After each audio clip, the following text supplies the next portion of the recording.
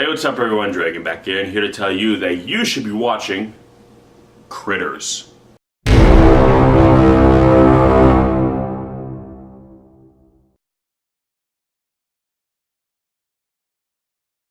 So Critters is a 1986 sci-fi horror creature feature comedy. That's a lot of words, I know, but that's kind of basically the best way to describe this film.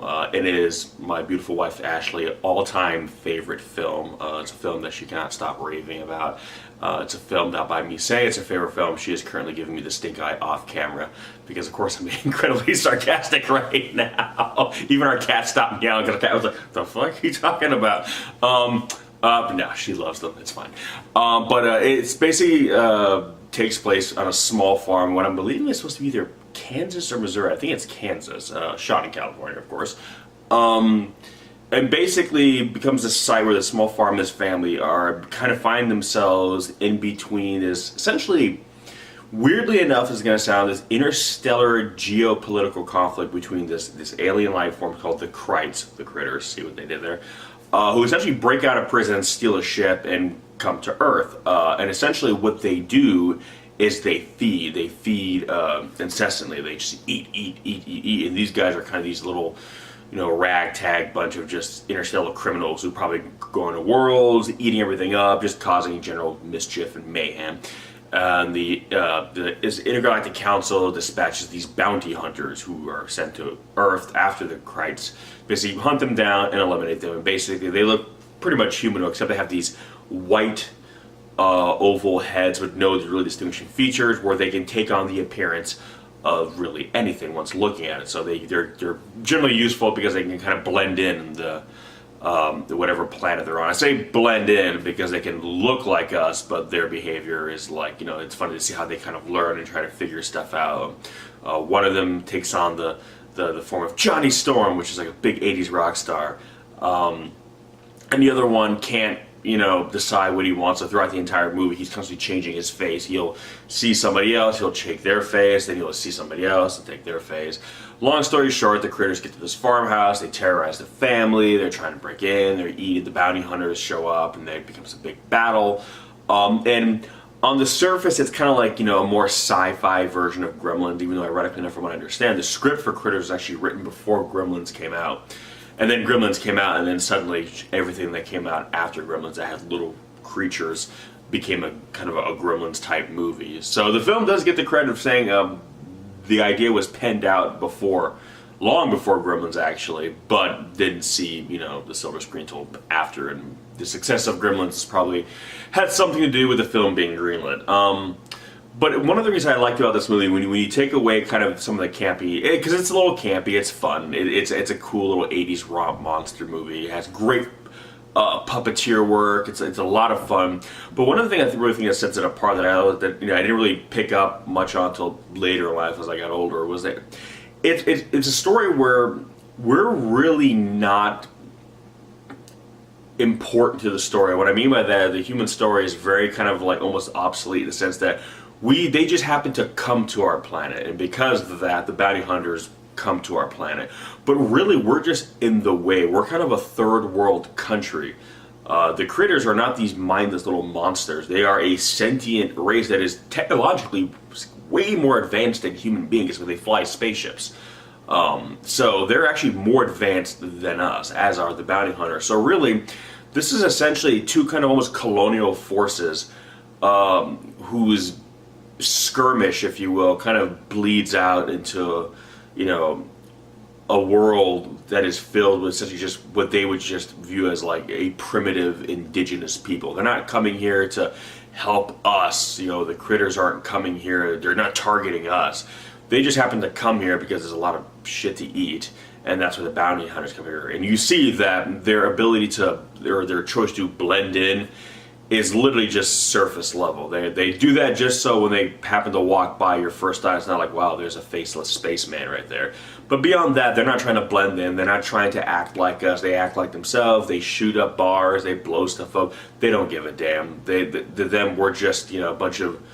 It's no different if we were law enforcement was chasing a murderer or a group of murderers who fled deep into the Amazon and basically hid out in some village or some tribe that hadn't been seen in, like, 500 years, and these, or not even law enforcement, mercenaries that were hired to go out, wouldn't be like, oh, we need to communicate with this tribe. No, they would go in there, guns blazing, mow down half the jungle with, machine gun fire, kind of like that scene in Predator, and basically just try to, get their man, so to speak. They would not view this tribe of what they would deem as just primitives, as equals.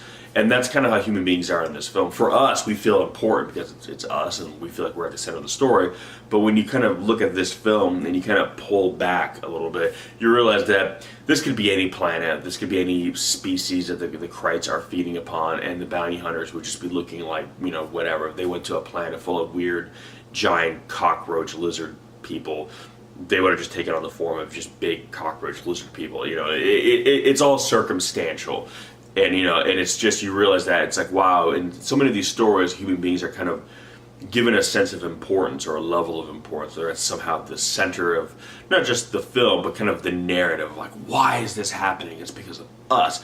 Whereas here, it's got nothing to do with us. We're literally just the third world country that is kind of in the way of these two larger colonial behemoths, because the Krites and the bounty hunters essentially represent that. They represent culture and civilization from beyond our world that is so far more advanced than our world, than anything we have, that we are basically just nothing in their way. So on the surface, this film is very fun. There's a lot of lighthearted moments. There's definitely some good gags in it. It's a lot of fun. But when you dig a little bit deeper, it is interesting because there's a bit of a meta quality to it. And again, like admittedly, you do have to kind of dig a little bit for that. But when you compare it to other films like this, especially other little monster movie creature features from the 80s like this, including Gremlins, you see that Critters kind of stands out a little bit in that way, and that is the later sequels put human beings a bit more in, give them more importance, and that's one of the things that really differs about from the first film from all the others. But this first one really is like, wow, we are just collateral damage on both sides. We're either something for the Krites to eat, and we're not even the only reason why they can't, oh, they're here to eat human. No, we're just, you see them eating cattle, presumably they're going after eating everything else, dogs, cats. We're just on the menu. They don't see human beings as the more advanced race. If they, they don't see us as any different than like the cow they eat towards the beginning of the film. They don't, we're just as primitive, we're just as animalistic to them. So we see them as like these little monsters, but the irony is they see us as even less. We're just meat bags, something for them to eat, and that is how they view us.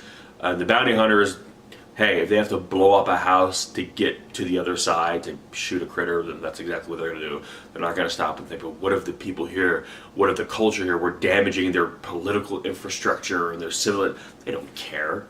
They don't care. We're just a bunch of weird, hairless apes to them. We are no different than, the beast of burden which we, hold dominion over. So they don't care either. They're not out to get us, but they're not going to go out of their way to keep from harming us, really, if, hey, they got a job to do. So if we can get out of the way and they can help us move out of the way to get their, to kind of, get their quarry, so to speak. But if they have to say, hey, the only way to get the Krites is to blow up that whole church full of people, then, they're going to lock and load and blow away the whole church full of people. That's just the way it is. I mean, towards the end of the movie, they do adhere themselves a little bit to some of the human characters because, you kind of have to in these movies.